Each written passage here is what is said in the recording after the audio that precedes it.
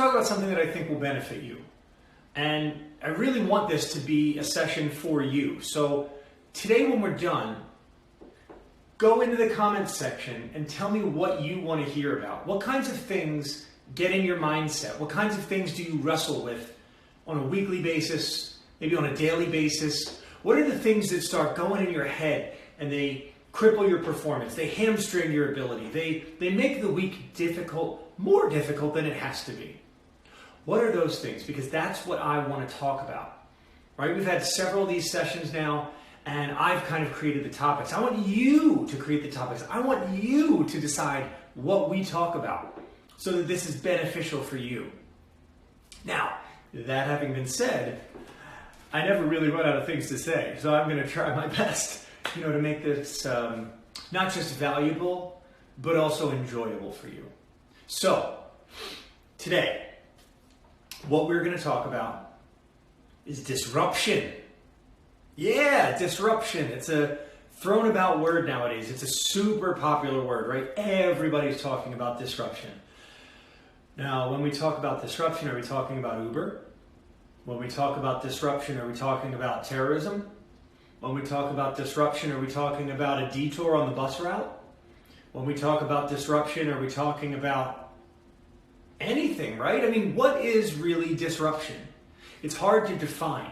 I mean, you can go online and you can look up a definition, but really understanding what disruption is and how to use it is not the focus. It doesn't matter what it means.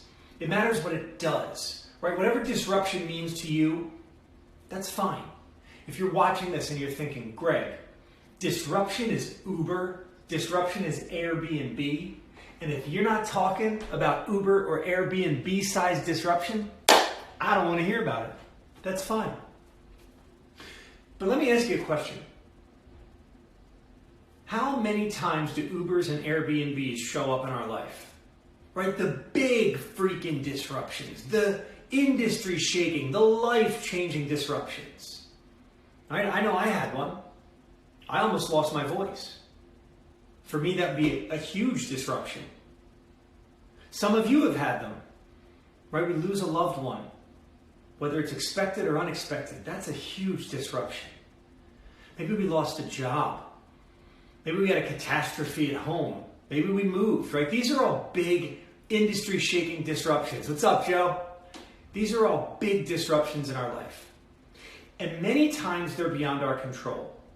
We can always control how we respond, but we can't always control what we create in terms of these disruptions. I can't stop a loved one from passing away. It's an unfortunate part of life. We're human. Sometimes we can't help getting laid off or having a business close. Right? These Uber-sized disruptions in our life, they happen infrequently, we hope, and they're difficult to control. Just like the invention of an Uber that shakes an industry.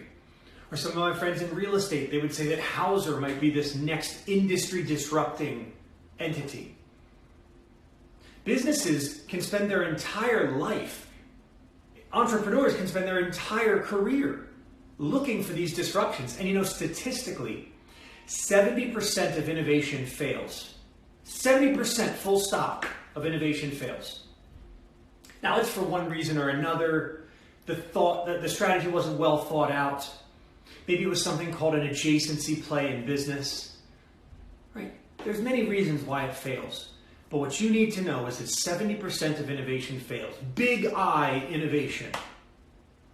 And in our life, it's going to be difficult to control. I'd say 70% of those big D disruptions. They're just going to happen. And so what we can do to be ready for them is to master our mindset. To understand that we control the meaning of any situation. Nothing that happens to us has meaning until we give it meaning. We talked about that before. But today, I want to focus on the little d disruption, right? The small disruption, the minor disruptions, as I call it in the work that I do, a micro disruption. That's what we're going to talk about today. Now, before we go in there, for those of you that are just tuning in, and maybe this is the first time you've joined us, my name is Greg Offner. I'm a keynote speaker on disruption and creativity. I also do disruption coaching, and I facilitate workshops for organizations that are interested in having more creativity, having their employees feel more fulfilled and connected to their work, and ultimately being more successful. So let's talk about that little d disruption. I mean, what does that even mean, little d disruption? What the heck is a micro disruption? Well, it happens all the time. Have you ever flown a commercial flight? If you have, then you've experienced a micro disruption, a little disruption, a minor disruption. Here's what I mean. When the pilot needs to make a turn, very infrequently do they slant the whole plane and take a huge turn to the left or to the right. No. What they do is they correct little by little. They make small degree changes that over the course of the flight get you where you're going. In fact, I heard a statistic that something like 80 to 90% of the time a flight is actually off course in a linear direction, meaning you're not going in a straight line to where you're headed. We're kind of going all over the place, we're zigging and zagging, we're moving and we're turning, but the plane ultimately gets there, right? Now, this isn't about flying airplanes, this is about your life. This is about the direction of your life. This is about the micro disruptions that you can make in your life. Because those big D changes, God, they feel unsustainable. It's so hard to recover from them. They jar this thing that's called the whirlwind of life, right? So you might be thinking, what the heck is the whirlwind of life? Well, we all have it. We all have these things in life. Almost like a juggler has to manage all of these balls and they don't want to drop them, right? Well, we have all these things that we're expertly managing. These balls that we're juggling. They could be financial. They could be our job. They could be our relationship. They could be bills. It could be a manner of things, right? Think about all the things that go on in your life. All the things that you manage in your life. What is it? Right? Just think. Think about all the different things. It's a lot, right? And so if I were to just toss you a big D disruption right now, what would that do to your day? What would that do to your week? What might that do to your month or your year? Imagine a big D disruption happening. What could it be? Could it be the loss of a loved one? Could it be the loss of the business? Could it be what? What is it that would be a big D disruption for you? For some people, it's trying to lose weight. Or it's trying to change an unhealthy relationship. It might be trying to add or change something in their life. And that would cause everything to come crashing down because it would become unsustainable. It would become unmanageable. That big D disruption is just too much for us to handle. And that just goes to show why 90% of New Year's resolutions fail by mid-February. Now, why would that be? You're thinking, that's crazy. Why would 90% of New Year's resolutions? We have to be better at making choices, aren't we? Well, yes and no. We're really good at making choices. But many of the books out there, in fact, a lot of the books out there that you read tell you, if you want to make a change, make it immediate and make it flamboyant. Right? Make that change so big, shout it from the mountaintop. Tell everybody what you're doing. If you want to work out, clean out the closet, buy new clothes. If you want to lose weight, clean out the kitchen, buy new food. Get that expensive gym membership. Get yourself to the gym 5, maybe 6 days a week. Work out really hard. Get a good sweat going. Now, if you don't work out regularly, number 1, you don't have any clothes to wear. Number 2, you don't have any food to eat. And number 3, your body's going to be killing you after a couple days of working out like that.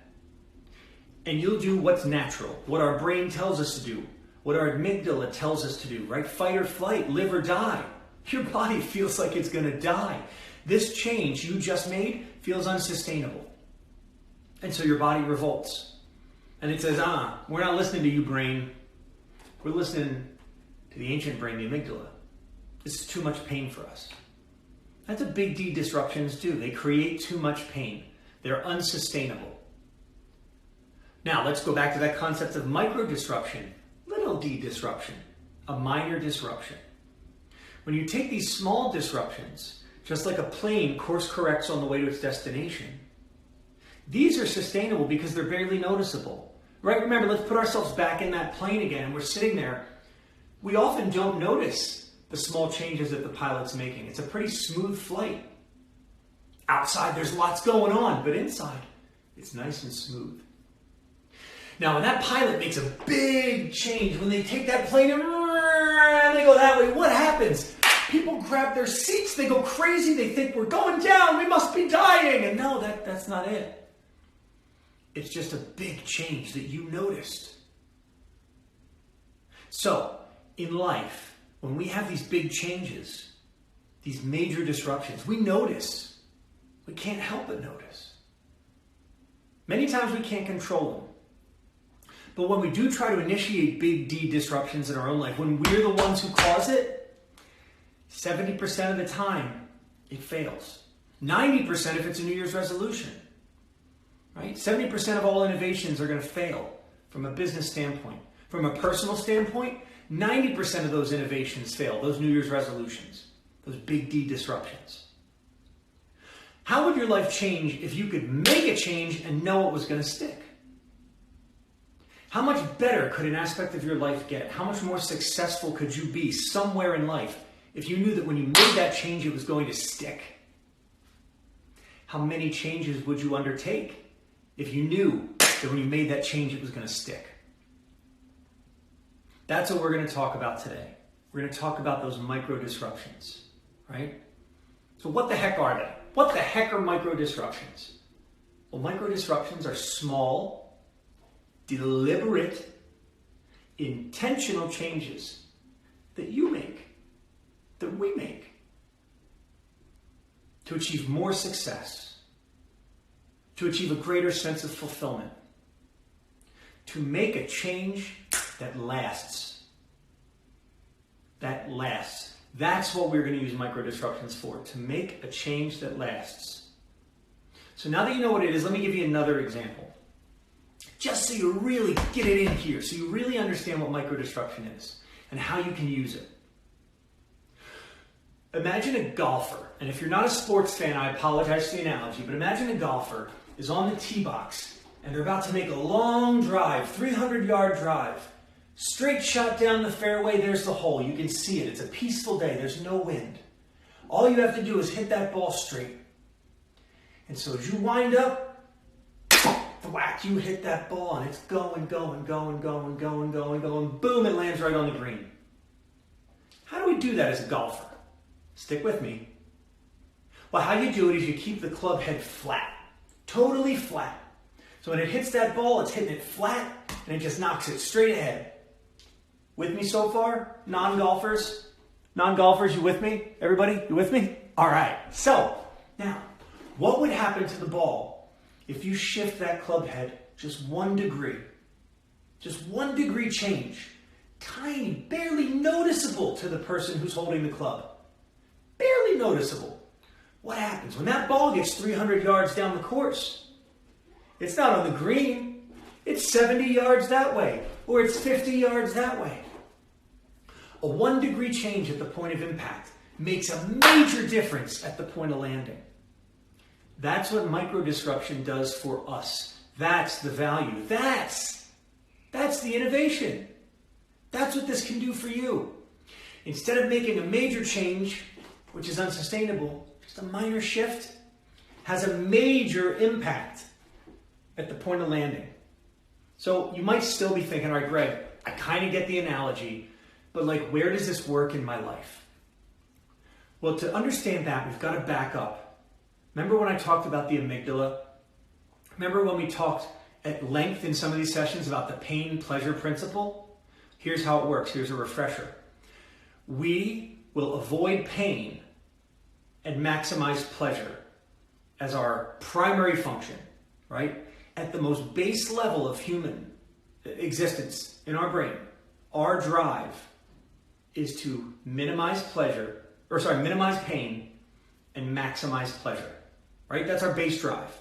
So now that we understand that, we start to get an insight into how we make decisions.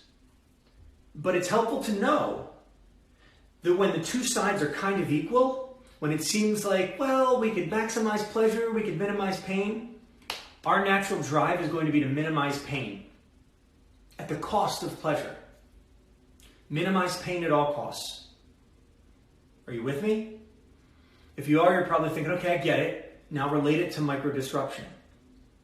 Well, see, micro-disruption minimizes the pain. It minimizes it, in fact, as much as possible, because the only other solution is to do nothing. And if you want to do nothing, go for it. But nothing's going to change, except you're going to get older, and your body's going to get in worse condition. And if you do nothing from a financial standpoint, your finances will get in worse condition. And if you do nothing from a relationship standpoint and you leave it alone, right? If you do nothing with your relationships right now, what will happen? In 10, 20 years, they won't be relationships. They'll get worse, right? I heard someone use the example, if you buy a sports car and you go park it in the garage, I mean, this sports car is in mint condition when you buy it. Now, if you go put that sports car in the garage and you don't touch it for 30 years and you come back, is it going to start? No, it won't. Same thing with your relationships, with your finances, with your health, with your life. But when we try to make these big changes to our life, they're unsustainable because we're already juggling so many things that we have to keep in order. The whirlwind of life, it's real for all of us. And throwing a major change in there is a recipe for failure. So instead, what we do is we throw a minor change, a micro disruption. We throw that at our life. Is this resonating? Are you getting it? Is this making sense? If it is, tell me in the comments below. If this is bullshit and you don't want to hear this, tell me in the comments below. This session is for you. And so hopefully you're getting tremendous value out of this. If you're taking one thing away right now, it's that if there's a place in your life you want to make a change, financial, professional, spiritual, your relationships, whatever, you're welcome to try making a major disruption. But if you make a minor one, I guarantee you it'll stick. And you might not notice a difference today, but when you get to the point of landing, when you get to that destination, you're going to notice such a change. And you'll have minimized the pain along the way, which is what our base instinct, our base drive is to do. So the whole point of micro disruptions is that it plays to what we're naturally inclined to do, which is minimize pain and maximize pleasure. Major disruptions are painful, and they may ultimately lead to pleasure, but we generally stop, right? We stop. New Year's resolutions don't stick. 70% of corporate innovations fail.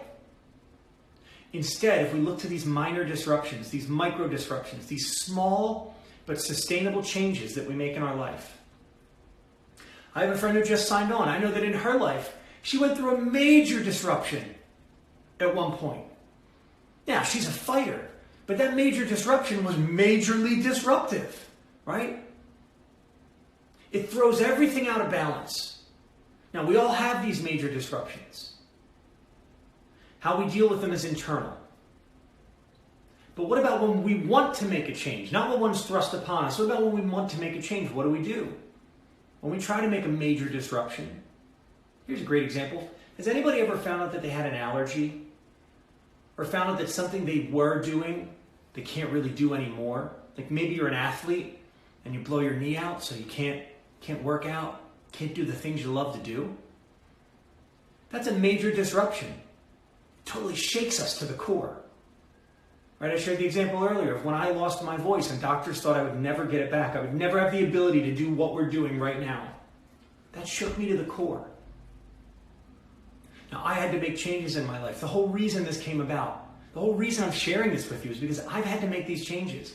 I've had to do this, and I've had to experience so much pain as I tried to make major disruption after major disruption. And none of them stick. None of them stuck. And I was right back where I started, feeling more frustrated, feeling more alone. Maybe you felt that way when you tried to make a change in your life, whether it was financial, spiritual, from your health, whatever. And then I discovered that I could make these small changes, these micro disruptions.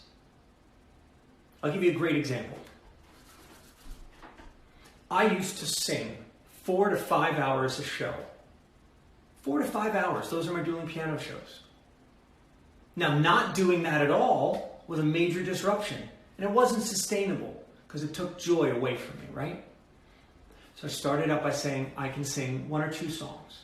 And then it built and it built and it built and it built up to the point where now I can sing for about an hour and a half. So what's the point, you're thinking? Greg, what is this all about? We don't care how much you can sing.